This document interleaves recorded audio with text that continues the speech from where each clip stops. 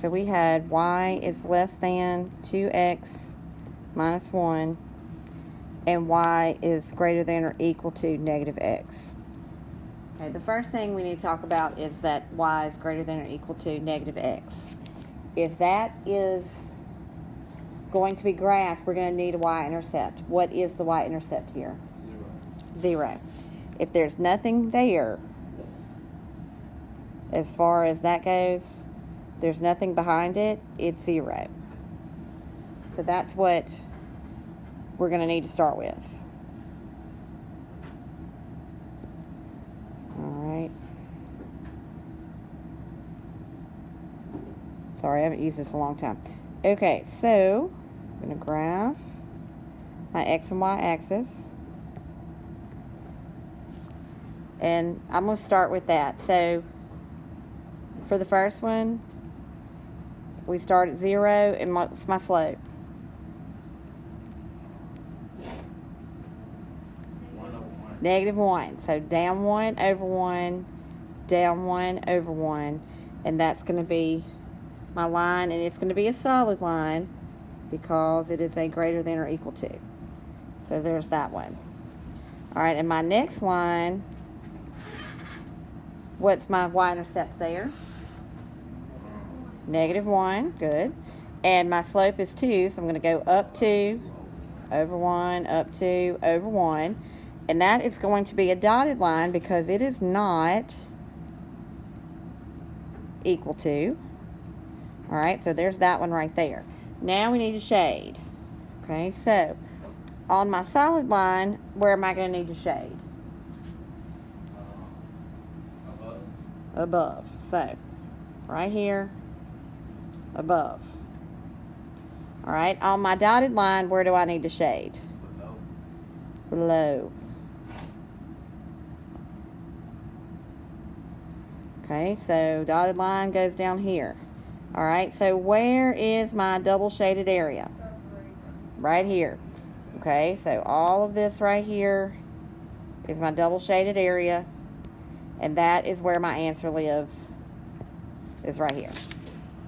Okay, so that's number 8 on page 276. We had to graph that. Now, number 10, we're going to have to rearrange some things.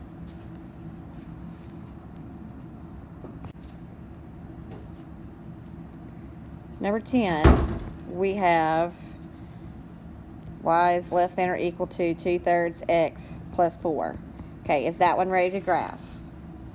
Yes, it is. Okay, so that one's ready to go.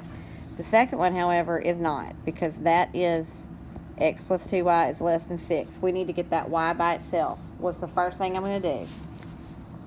Subtract x from both sides.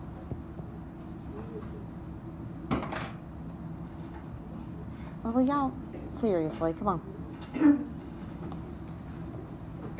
All right, so I have 2y is less than negative x plus 6.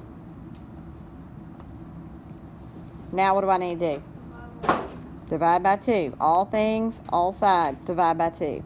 Now remember, we're dividing by positive, so we don't have to,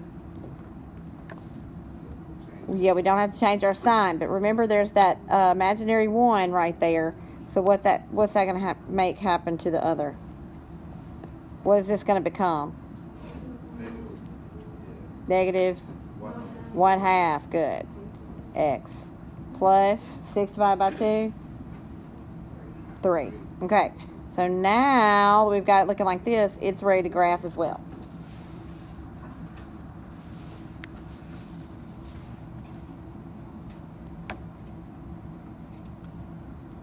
Okay. Can I move? Does everybody have this? Okay. All right. So for the first...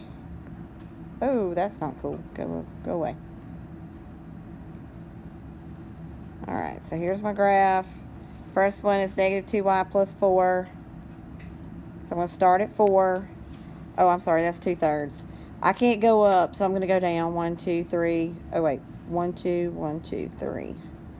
So that's going to be my line right there, and it is going to be a solid line because that's an equal to. My second is going to start at positive 3. Going to start here, and it's going to be a negative 1/2, so down 1 over 2. And that's going to be a dotted line because that is not an equal to.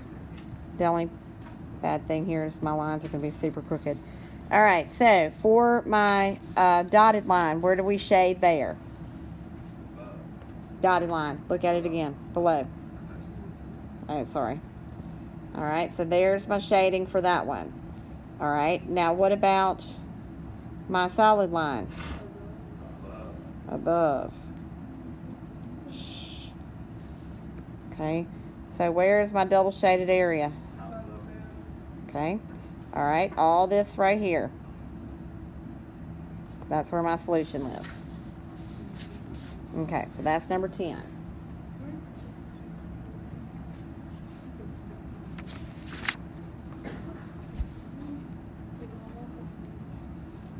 All right, let's flip to the next page and let's look at 277. We're going to look at number 15. On number 15, they ask us to look at that inequality and write, look at that graph and write the inequalities.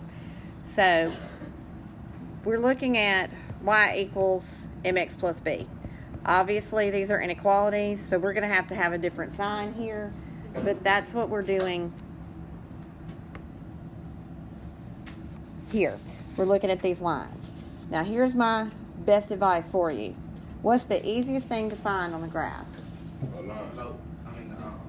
Y-intercept. So start here. The line, where it goes through the y-intercept. So we're going to start here and work that way when we do our inequalities.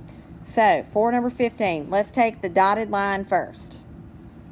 All right, so what is the y-intercept on the dotted line?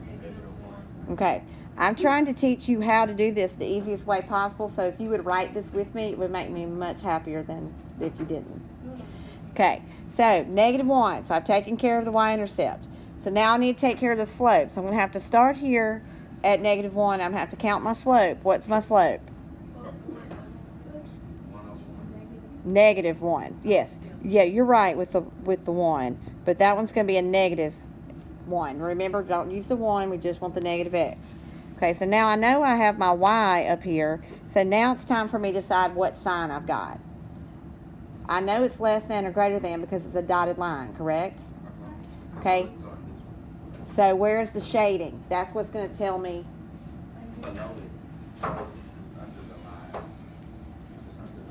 Okay, it's under the line. So that's going to be less than. There you go. All right, so there's the first equation right there. Draw my line here so you can kind of see. All right, next I'm going to look at the solid line. So what is my y-intercept? I'm going to start at the back. 3. Positive 3. So plus 3. Got that covered. What's my slope?